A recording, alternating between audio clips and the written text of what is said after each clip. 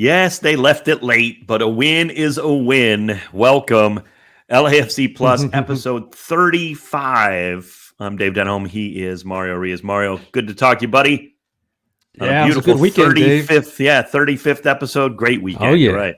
You're right. Yeah, and you know what I look forward to the most every single weekend when I pop open my IG? This is what I look forward to the most right here. This photo right here means it was a good night for That's right. LAFC, and indeed it was. Indeed it was. That game was, a tale of two halves there, as it has been in a few games there for LAFC. But that first half was dominant. They came out on fire, came out in fire in the first few seconds, as a matter of fact, with that goal. But then they had a battle in that second half to get that win. What an amazing performance by the guys on the road to keep that winning streak going. Yeah, absolutely. LAFC beat Vancouver in BC Place last night, 2-1 the final, as we recorded this on a Monday. That happened on Sunday night, a little bit different with the scheduling. Not sure why, but it wasn't played on Saturday, as you might expect. This was a game that was supposed to be played on August 24th, but we all know, of course, LAFC made the run to the Leagues Cup final, so anybody who gets that far, your games are postponed or delayed. Columbus playing Saturday on the weekend, same thing. They had a game with New England in hand. That was played earlier. We'll talk a little bit more about that. But LAFC get the win, Mario. It was a tale of two halves, but it was more like a bookend game. 32 seconds in, Mateusz Bogusz stuns everybody. And then it was weird. It was weird because BC Place just went quiet, of course. A lot of people were probably in line getting a beer or something, those Good fries. thing your voice was warmed up, Dave. Yeah, I mean, my voice was great. I wasn't even ready yet. Is that poutine? Is that thing they? That's not. Yeah. It's more of a French Canadian dish, but so Right. people were probably not even in their seats in a lot of No, places. they weren't. It was quiet, yeah. Yeah, the score, the LAFC get a goal 32 seconds in, so the place is pretty quiet, really most of the first half. They kind of come back to life after certainly Vancouver gets a deserved goal, frankly, to tie it. Vancouver were playing well. They deserved to tie it. They may have even deserved a point in the match. I think we heard, along those lines from Steve Cherundolo really after the game. But you got to play the full 90, as it turned out, 4+ last night. And in the 93rd, LAFC get that massive goal. So it was like bookends. First few seconds, last few seconds. And it wasn't terrible in between by any means, but LAFC, they just figure out a way, Mario. That's what good teams do.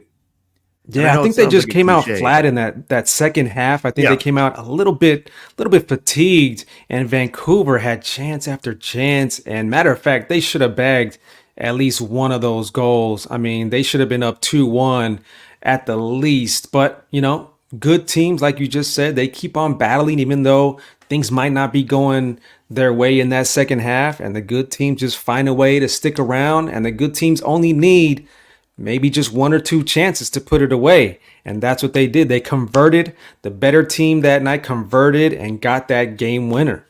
Yeah, I've heard actually something along the lines, when you kind of think of this type of game where maybe you were outplayed for enough of it that, okay, you probably should have draw, likely would have finished 1-1 most of the time. Maybe even, 2-2 if you're talking about Brian White hitting the post with a header late in the game. So, yeah, you might get a draw. I heard a baseball manager, I think it was, that said, 40 games every year in a baseball season, you're going to win, no matter what. It just doesn't matter. I mean, unless you're the Chicago White Sox this season. But doesn't matter how bad, how good you are. Your 40 games are yours, just by accident. 40 you're going to lose, no matter what. There's just all that. No matter what you try to do, 40 nights you're losing. So it's the other 82 in the middle. And sometimes in MLS, doesn't matter how you play, doesn't matter how good, bad, ugly for certain stretches. Those are games you're going to win somehow. And it felt like, not that LAFC again played bad, but that was one of those games that they were just going to win, as it turns out. And they left it late, but what a goal. I mean, both goals were spectacular. Just an impressive win. And that's what good teams do. It's a game where maybe you're not expecting to get the full 3 points, even as you watch this match as a fan, or I'm broadcasting it going, well, where's this goal going to come from? Vancouver's on the ball a lot. They're really having, a better second half, but yet you leave it late. and you just get it done through guys that are coming in. Steve Cherundolo mentioned after the post game or in the post game after the match, fresh legs of Nathan Ordaz. Certainly was more than just fresh legs, obviously, but that was a huge part. And what a finish from Ilie Sanchez. I'll play it here, but we'll talk more about this. By Ordaz, it's 1v5. He dribbles around Utvik into the corner, but it's still 1v5. He needs a lot of help here. Ordaz double team through 2 defenders into the area to Kamara. Kamara still trying to find a space. Top of the area now, lays it off to Ilie Sanchez, right-footed shot and in! Ilie has scored! Oh, what a goal late in the match! His first of the season, and it is huge for LAFC! Ilie Sanchez, we love you! My daughter's favorite player in the world has silenced the BC Place crowd!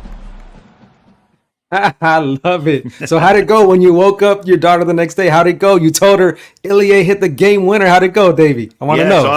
So I'm waking her up in the morning, the morning of Monday morning, and the first thing she asked, is obviously just how did it go? How did they do? And all that. So because she doesn't really. Sometimes she'll watch a match, but she's pretty young, so she oftentimes doesn't follow along or whatever.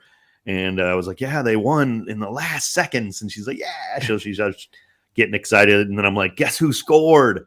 And she's like, Ilie Sanchez. I'm like, yes, his first goal of the season. And then she's like, he's my favorite player. And then she's like, I also love Denis Bouanga. So of course. Just has to throw that in, as a non sequitur or whatever. She's like, when he scores, he does flips. So those are her 2 favorite. But Ilie Sanchez, has been a favorite of hers since she was real little, and just a great goal and really a great setup, obviously. And that was a great finish, taking nothing away from Ilie Sanchez and finishing the way he did, because you still had a lot of work to do from 20 yards out. But Nathan Ordaz, Mateusz Bogusz, who won't get any kind of assist or what a play he made initially, right, to take the ball away and then to deliver that pass down the line to the fresh legs. That's where I think Steve Cherundolo's talking about, to Ordaz. What a great ball, and just sprung Ordaz. He goes running down. Utvik has no idea what's going to happen next. Nobody expected that. Through the legs and through another defender physically, when realistically maybe, Vancouver could have taken him down right there potentially, and outside of the area, but they can't touch him. He gets past him. Kai Kamara has to dig it out and do some dirty work to make sure he can put that pass on. That was a lot of work for Kai to do there with defenders everywhere. And then Sanchez has to finish like that. That play alone is deserving of 3 points in my head, right? That's such a great play. But a lot of times that's not the way it's going to work out. It was just a magical finish to the game. Yeah, this team is just so deep and just so talented at every position. And I know that Nathan Ordaz, he spoke a little bit about that after the game, and he knows that. He knows he's got to put in work every single training session, every single minute, even though it's few minutes here and there. But when he does get those minutes, he's got to go out there and make his mark on the match, which is a very difficult thing to do. If you're a substitute, you're coming on late in that match to be ready and to join into that game with intensity, with energy, which he totally provided that match. That's something hard to do, but his maturity for the 20-year-old is just to be battling every single day for minutes. And he has that confidence to take on 1v2, maybe 3 guys, and to start off that pass there to Kai over to Ilie for the game winner was just amazing, impressive. Tremendous. Yeah. Tremendous. Exactly. Yeah. Yeah, you're right. And the first goal too, David Martinez right out of the chute, just gets a pass. Oh yeah. How often has he played on that turf at BC play? Maybe I'd have to go back. I should know that, but I don't know. Obviously they played in the Leagues Cup at our place, so that wasn't at BC Place. That might have been his first time there, David Martinez, right? For David. And, I understand guys have played on turf nowadays growing up and everything. It's not, it's not that rare to have played some football in there, but still, to deliver a pass like that on turf. How many times have we seen, Mario, where first few passes of a match where you're trying to put in a through ball when you're not used to playing on the turf, let's say you're in the middle of an MLS season, and that thing goes skipping away, or it's just crazy. You hit it way too hard. There's no, And what a perfectly timed ball. Bogusz still had work to do too, and he did it to his credit. But man, David Martinez. I was thinking about that BC Place and how much of a home field advantage they do have or don't have, because actually during that match, I was thinking the turf, I already know from the players that they say it plays pretty good for turf. Okay. So it plays pretty natural for turf. And then the crowd was taken out just, less than a minute into that game. So I wasn't hearing any supporters. So what type of home field advantage did they have that night? I don't even think they had anything going for them that night. Dude. But they were fighting, they were playing hard, and David was just on fire that first half, doing David things as though he's always fun to watch, right? And when he's going to go to the goal, how dangerous he is. But his passing, Dave, is so underrated. Don't you agree? I mean, his vision and some of those passes that he's made, some of those assists that he's made, props to David for his passing too. Yeah, I disagree from this perspective. He's not underrated his passing. Everybody knows he's good. I think you're exactly right. I think he's amazing, but I think people are starting to see it. I'm hearing people around, MLS, guys who don't necessarily follow, LAFC men and women who maybe aren't that close to the team like we are, of course, but they're even recognizing it. So yes, you're right. Yeah. He is still underrated, but I'm kind of joking that people are starting to see that I don't think he's going to be underrated for long, is my, my point. And of course, he made the tie, the 22 under 22. He made that list. He was way too low, although hasn't played nearly as many minutes maybe as some of the other guys on that list. That would be the reason why, if you're doing a 22 under 22 for talent alone, sorry, he's up at the top of that list in my estimation. And we're starting to see it more and more. And we've talked about it. You just have to give the guy minutes. I mean, he just has to play, and you have to figure it out. And that is the tough part of Steve Cherundolo's job and his staff. Yeah. But, games like this, of course, it works out. LAFC's missing Kike Oliveira and missing Denis Bouanga, so you can adjust the lineup slightly. And look, Bogusz goes out wide to the other side. David comes into the right side to start the match. I know they rotate some, and look who scores. Bogusz gets it from Martinez. So it's, I mean, guys got to be ready, especially these youngsters, and that's why Nathan Ordaz, he came in and did what he did. And I have a clip here of Nathan Ordaz after the win here in Vancouver as well. Well, it was like the extra time, and it would have been a disappointment if we didn't get the win, I think. So when I broke free, I was obviously happy for myself, but I was happy for the team when we scored, and I was extremely tired as well. I haven't played as much as. I haven't been getting a ton of minutes, so my fitness isn't at its peak. So when I had a good play, I was extremely happy, and it took a lot of effort. Indeed, the effort was there, no doubt, but the skill was as well. And Ordaz, he is very unselfish. I think that's one thing we've seen for his time with LAFC. Maybe at times a little too unselfish, depending on what kind of role he's in. But again, he's coming in this type of match on a wing, fresh legs. That's what you're supposed to do. You're supposed to beat someone and feed someone else in the area and hope, like a Kai Kamara or somebody, somebody you're out there with that can score. So he played his role to perfection in this particular match. It would have been a shame had he been more, selfish, because it probably wouldn't have amounted to much based on how many people. Vancouver had a lot of defenders back by the time that play really got going. I mean, it was not, I said 1v5 there. If you heard it, it was really kind of true in a sense. Now, he beat two defenders by the time it all kind of settled in, but then Kai Kamara again was surrounded.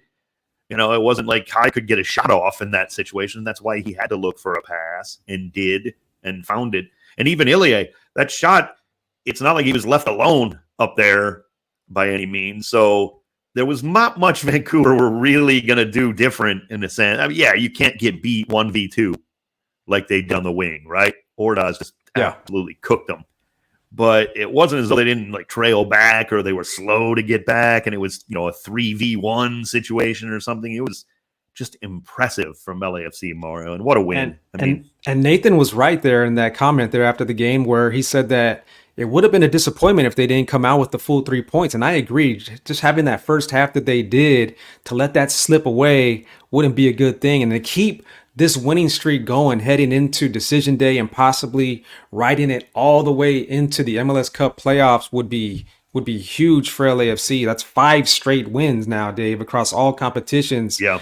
Heading into that 6th possible win. It's a very winnable matchup against San Jose at BMO Stadium, last place San Jose. So there's still hope, Dave. There's still hope for that number 1 spot at the top of the West. You've been scaring me how often you've been talking about this San Jose winnable game. You're scaring me, Mario. You know, gotta how have I am hope about this kind of stuff. Yeah, it's not hope, man. Yeah. Of course we have hope, but I just, I still think, look, you still got to go out and perform for 90 minutes. You have to bury this San Jose team. See, that's the thing. I'm confident that LAFC is going to do their job, but the hope comes in where you hope that Houston, the Dynamo, they help out LAFC with, putting down the Galaxy in that match over in Houston. Perfect segue into around the rest of MLS, and we might as well go there. We'll come back. Well, let's just get it out of the way. Columbus dismantled New England 4-0 on Saturday. Their former coach, Caleb Porter. New England is, we're not going to the playoffs, and they're just having a terrible year. Columbus is very good.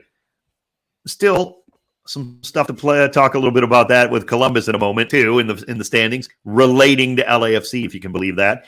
But we do talk about playoff seedings, and as Mario just said, really key is LAFC still alive now to win the West, and that was obviously always in play if they could get the victory. If LAFC had gotten a point, that was done. Right, so certainly Galaxy fans and everybody else watching this match to see if LAFC did not get a win, the West was won by the LA Galaxy. So that goal was just a backbreaker that way in a sense. Now all the pressure heaped back on the number 1 seed. They're trying to hang on at this point. So there really isn't. I mean, yes, there's pressure on LAFC. You got to go get the win. They're locked into the 2 seed now, no matter what. So they have that, obviously first round.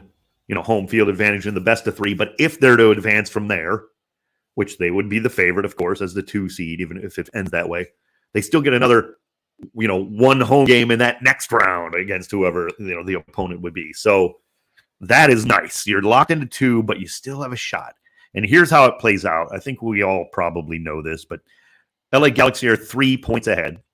If LAFC wins and the Galaxy lose, the first tiebreaker is wins.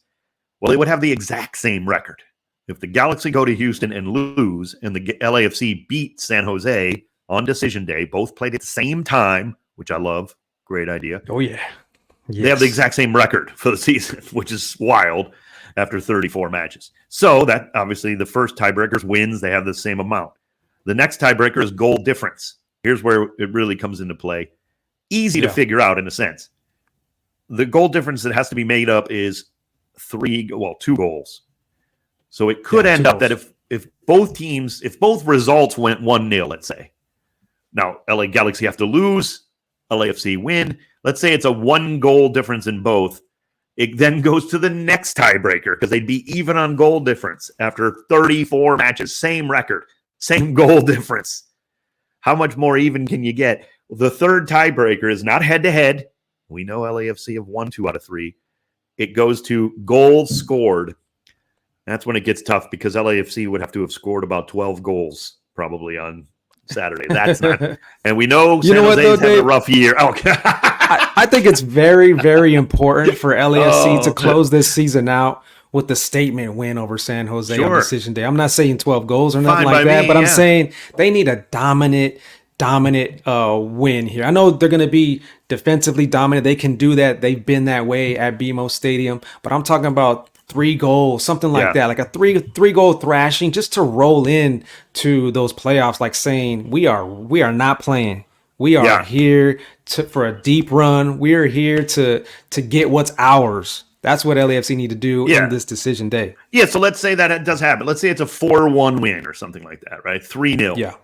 So they win by 3 goals. If LA Galaxy were to lose, no matter what the score, and LAFC did get that 3 goal, it's over. LAFC win the West on the tiebreakers with the same record, but they would then have a better goal difference. So it is kind of simple the way it plays out now. It's kind of set up nicely after that win. Would have been nice to win 2-0, but again, LAFC left it late. They're, not lucky, but it could have been a draw, and we wouldn't be talking about that. So no complaints there. But so they get the win, most importantly. Now you got to just think about, certainly you have to win. And yeah, I don't even think, I know people do it, Mario. Sometimes I get annoyed. Sometimes I get annoyed when I feel like a coach in a World Cup has one eye on the other game that's being played in this. Like sometimes they'll, like it feels like, and I don't know if this is exactly the case, but you have those games in the final group match in the World Cup where they're played at the same time, like much like this, and you kind of feel like a team has his eye on the other game.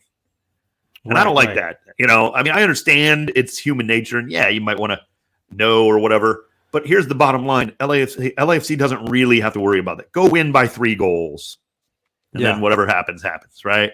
So before LAFC play in Decision Day, they will be keeping an eye on the East Coast Conference, on the Eastern Conference, because you never know where this MLS Cup could be played at. It could totally happen where LAFC play Columbus again in the rematch of the MLS Cup final. So LAFC will be rooting against Columbus for sure, just hours before LAFC get going on Decision Day, because Columbus is going up to New York. And they're going up against the Red Bull in a tough match in New York. So LAFC, would love to host the MLS Cup final in a rematch against Columbus Crew at home if that were to shake out that way. And here's an easy shakeout of it. It's pretty easy, pretty simple. Columbus are guaranteed second in the East. They can't obviously overtake Miami. If Inter Miami keeps winning, they're hosting MLS Cup. We know that. So, but if Columbus is locked in second, LAFC now with the victory on Sunday are guaranteed to have a better record than Cincinnati and anybody else in the East. So that doesn't matter anymore. So it's all about Columbus. Columbus are 2 points ahead of LAFC. So a few hours earlier, if Columbus win against New York Red Bull, well, there's nothing LAFC could do about that. That Columbus would have a better record. If Columbus were to draw or lose, now if they draw or lose, it's essentially the same thing, and I'll tell you why. If Columbus gets 1 point, they're on 64. LAFC need a victory anyway. That would take them to 64. Black and Gold have one more win than that alleged Black and Gold, although black and yellow, we don't. And so they have one more win. They get the tiebreaker. Boom. So it doesn't matter if Columbus drops points and LAFC win on Saturday, they would have the advantage over Columbus were they to meet again. And so it's pretty simple that way. Now, again, if Columbus go out and win, don't worry about it. You got work to do anyway if you're LAFC. But you're right. I'll definitely be watching the Columbus Crew New York Red Bull game in our booth. I get there plenty early at BMO, right? So I will be there, and with all eyes on that, all 4 of my eyes on that game between Columbus and New York Red Bull. And Decision Day is just so unique, right? In its own way. It's so wild, so unique. 28 teams just going at it all in one day. Obviously, the East Coast is going up. The Eastern Conference is going first, and then the Western Conference goes. But to see those standings just adjust, in real time, just, after each and every single goal, those standings are just moving. That is just some real high level drama for us that are watching these games. No, you're right. You're absolutely right. And no doubt about it. And at the bottom of the East, everything's settled in terms of like the teams that are in, except for the 8-9. Those are still alive. So the play-in game is available for 4 teams potentially. It comes down to pretty much easy. DC, Montreal, if they get a result, a draw or a win, they know they're in, either one of them. Maybe both, because they're both on 40 points. If they drop points, it opens the door a bit for Philadelphia and Atlanta, who have better goal differences against those teams.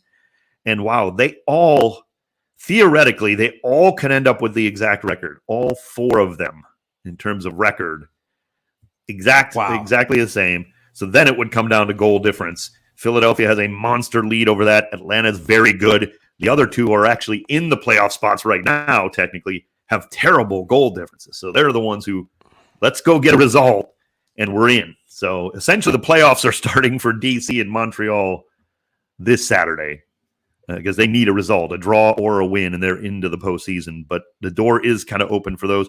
Everybody else is eliminated: Nashville, New England, Cincinnati, Toronto. The West is always, like, we've known the 9 teams. It's just where they end up.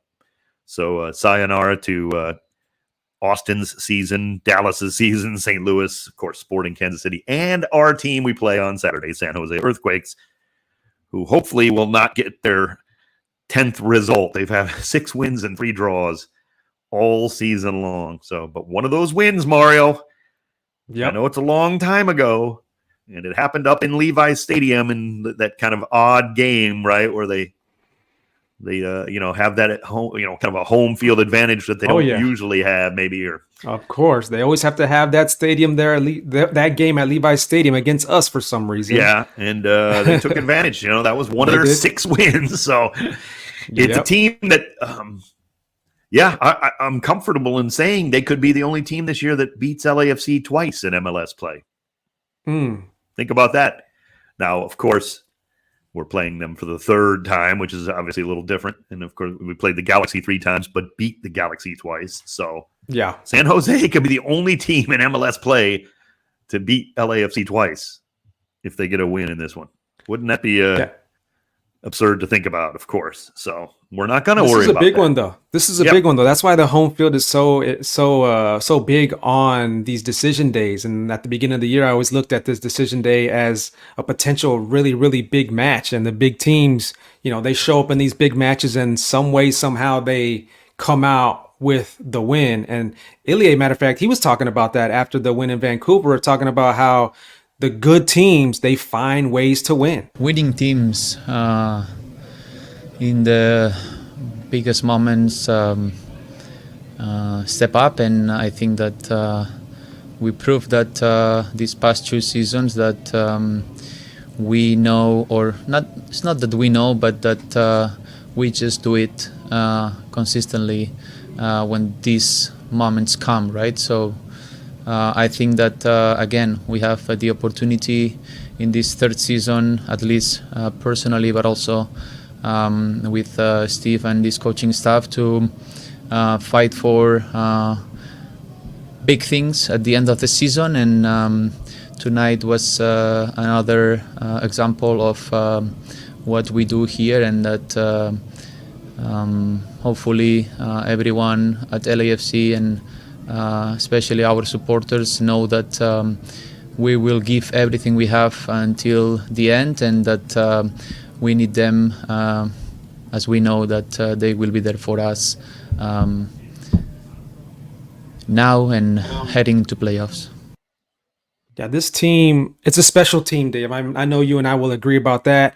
And there's been a lot of special moments so far, for this team. That special moment of raising the U.S. Open Cup trophy and going to 2 different finals so far this year, and to be here with a chance to top the Western Conference. A chance to top the Western Conference is pretty incredible after those long runs that you've been on all these different tournaments, and you're still there towards the top of the West. That says a lot, and there's still some special moments ahead for LAFC. Yeah, I couldn't agree more. And, he's talking about what good teams do. He's right. They also go and win on the road when it's tough. Obviously, you got to be a good team. You got to win at home, no question, and every good team does. LAFC, no exception. But remember, I know it's a long time ago, and, man, it feels like I've had 3 birthdays since the start of the season. I'm such an old man. But this season started with them on the road being – let's be brutal about it. They were awful. They started awfully on the road. They know that 0-4-1 to start the season on the road. They were still good at home and just getting their legs under them. So it's and it's a long. Since then on the road in MLS play, 8-2-2 on the road. 8. Wow, 8 wins. 2-2. Yeah. Only 2 draws there. Yeah. So out of 12 matches, 10 good results. 8 great results and 2 draws. I mean. When you start winning on the road and picking up those 3 points, the full 3 points on the road, you feel good coming home. Yeah. They've got 5 more points on the road than San Jose has all year. So in 33 matches, so I mean, that is impressive. And just from those games, I should say in just those 12 matches, they got 26 points. They've technically got 27 on the road because they had a draw in that rough start, but it took them till their 6th regular season road game to get a win, but since then they haven't stopped. So that's what a good team does too, and they don't let a start like that affect them as much. Yes, it affects you, Yes, you want to get off to a good start, but it is a long season, and there are peaks and valleys, and we have to know that. This is not – we talk about it all the time, Mario. This is not a league where Barcelona or Real Madrid play where they can just go beat everybody for 38 straight weeks or what. This is not that. You have to come in MLS, and sometimes you're going to be missing players like LAFC and Vancouver were in this international window, and you might get your head kicked in if you're not careful. So you got to be ready, and you got to have a good roster. And sometimes you're going to have some valleys, and it just so happened LAFC started that way on the road. But man, coming into the playoffs, I don't care where we're playing, I don't care who we're playing, fine by me at this point. And Denis coming back from international duty. And Kike's coming back, and Chanot's coming back to full strength. You saw Olivier just getting more and more comfortable each and every single game. Some of those passes, some of those hockey assists that he gets that don't really come up in the score sheet sometimes. I mean, Olivier's doing great as well. And once he starts scoring, look out. Yeah. And I saw Max Bredos, who tweeted it out on X, some of that kind of like, this is one of his best performance. Maybe he said it was his best performance. I'm not sure. I'm paraphrasing, but talking about how good he was against Vancouver. Couldn't agree more. I mean, he's really rounding into form. Now, again, hasn't scored an MLS goal yet, but he's just doing so many good things, and it's just. That's what some of the national media will see, or some of the media around the world will see. Oh, he hasn't scored an MLS goal yet, but you and I and Max Bredos, of course, we see every single play, every single pass, every single touch, and we see how comfortable he's getting and how he's just so close to just breaking through. And by the way, you bring up something really good there, actually, when you talk about the national media, maybe even the international media, like, he hasn't scored goals. Well, part of that is MLS a lot tougher than people think, too. He's playing well. That doesn't mean he was ever going to come in here and get 40 goals a year. Come on. I mean, maybe Messi could in a whole season, right? I mean, that's possible. I'll give you that. But that's Lionel Messi. No one else could. You heard me say that right. Not Erling Haaland, not Kylian Mbappe. It's a lot tougher league than people think. And it's a lot tougher league to score goals at a consistent clip. And kudos to Giroud for just, wow. I mean, we see how good he is. That's the bottom line. It doesn't matter about getting goals. I mean, just a great player. And the goals will come, of course. He's not going to be, eventually he'll start scoring and maybe even in buckets. Wouldn't hate that if that happened in the playoffs. That'd be fine. If he, wins the golden boot in the playoffs, that'd be fine by me. That would mean the LAFC went a long way too. That'd be great. So all the better. Let's hope that happens. But Mario, you can't be coming into the postseason playing much better, but you have to continue that on Saturday, as Mario's been talking. That's almost there. The next step. Almost there. Yeah. That was the goal, Dave. That was the goal for a few weeks back now, probably like 2 months back, was like, okay, let's make sure that health is there and that there's good rhythm and the team is in good form heading into those playoffs. And we're almost there. Yeah. And this is exactly what we've been wanting. This is exactly what you got to do heading into those playoffs. We're here at Decision Day coming up next.